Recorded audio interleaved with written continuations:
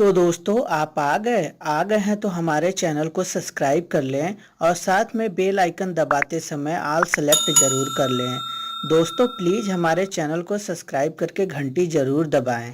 धन्यवाद। एक समय की बात है, एक गांव में एक कविता नाम की लड़की रहती थी।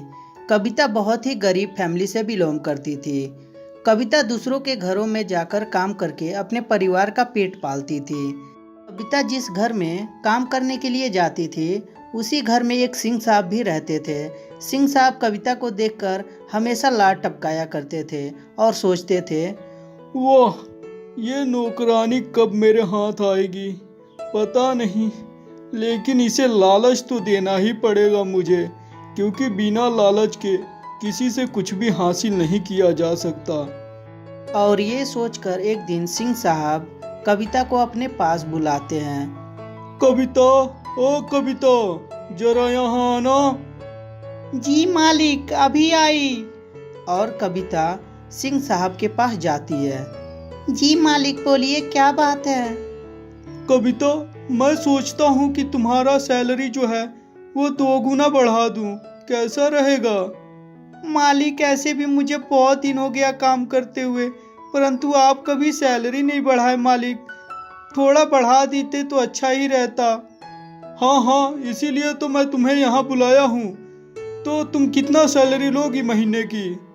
मालिक, 10,000 रुपये में मेरे घर का गुजारा हो जाएगा।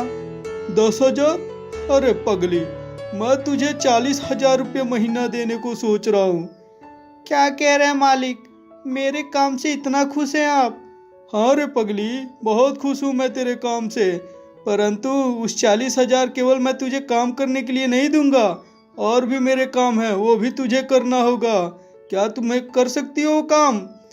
मालिक, कौन सा काम है? देखो कविता, मैं तुम्हें बहुत ही आसान काम दूंगा, कुछ नहीं करना है, बस जितना कहूँगा उतना ही करना है, तुम्हें कुछ नहीं करना है, और तुम्हें 40,000 रुपये हर महीने मिलते रहेंगे। मालिक, परंतु करना क्या है? बस तुम्हारे साथ सोना चाहता हूँ मैं, और कुछ नहीं। मालिक, ये कैसी बात कर रहे हैं? मैं गरीब हूँ, परंतु इतना भी मजबूर नहीं कि अपनी इज्जत को बेच दूँ मालिक। अरे तुम पागल हो क्या? अरे 40,000 रुपया कम नहीं होता, बहुत होता है।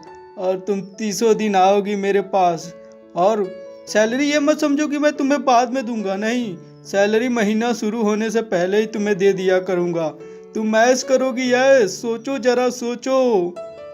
नहीं मालिक, मैं ये काम नहीं कर सकती, मुझे क्षमा करें।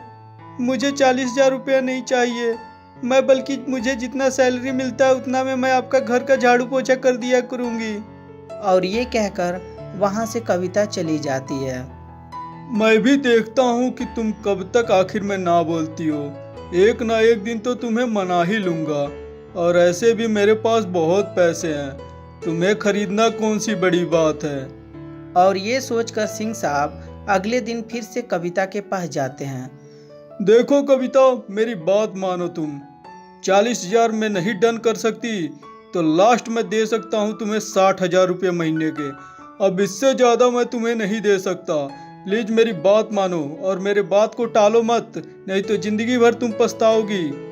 देखिए मालिक, मैं आपसे पहले भी बोल चुकी हूँ कि मैं बहुत ही संस्कारी हूँ, हाँ, परंतु गरीब जरूर हूँ।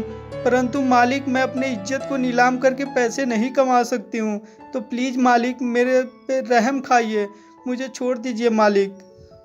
आज मुझे समझ में आया कि तुम लोग गरीब क्यों होते हो।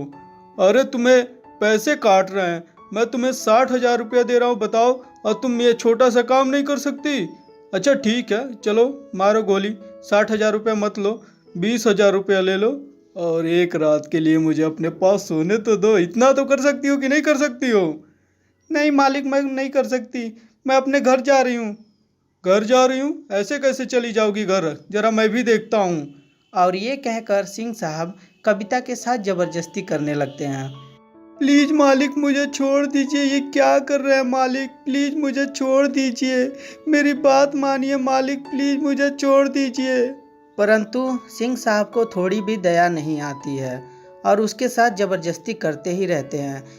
तभी कविता बोलती है, मालिक आपको जो चाहिए मैं दूंगी, लेकिन मालिक मुझे थोड़ा सा समय दीजिए, मोहलत दीजिए, मुझे सोचने तो दीजिए मालिक, प्लीज़ प्लीज़ मालिक छोड़ दीजिए मुझे सोचने समझने दीजिए। अच्छा अच्छा चलो ठीक है, चलो मैं तुम्हें सोचने और समझने के लिए समय दे देता हूँ।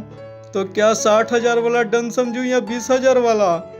मालिक मैं 60,000 वाले को डन कर दूंगी। अच्छा अच्छा, कितना समय चाहिए तुम्हें? मालिक मुझे बस 1 दिन का मोहलत चाहिए। ठीक है ठीक है। और ये कहकर कविता अपने घर चली जाती है। वहाँ जाने के बाद अपनी माँ को सारी बात बताती है। उसकी माँ तभी बोलती है, बेटी तुझे वहाँ काम करने जाने की कोई ज़रूरत नहीं है। बेटी हम लोग भूखे मर जाएंगे लेकिन अपना इज्जत कभी नीलाम नहीं करेंगे। तू आज के बाद बेटी वहाँ काम करने नहीं जाएगी। ठीक है माँ, मैं भी यही सोच रही थी। और इस तरह कविता की इज्जत बच जाती है। तो दोस्तों कैसी लगी ये स्टोरी हमें कमेंट करके ज़रूर बताएं। स्टोरी अच्छी लगी हो तो कृपया लाइक कर दें और हमारे चैनल को सब्सक्राइब करते समय दोस्तों प्लीज़ घंटी भी ज़रूर दबा दें। और हाँ दोस्तों, आप लोग वीडियो देख के यूं ही चले जाते हैं, थोड़ा अपने दोस्तों के साथ शेयर भी ज़रूर कर दें। धन्यवाद दोस्तों। तो दोस्तों आप आ गए हैं तो हमारे चैनल को सब्सक्राइब कर लें और साथ में बेल आइकन दबाते समय ऑल सेलेक्ट ज़रूर कर लें। दोस्तों प्लीज़ हमारे चैनल को सब्सक्राइब करके घंटी ज़रूर दबाएं। धन्यवाद।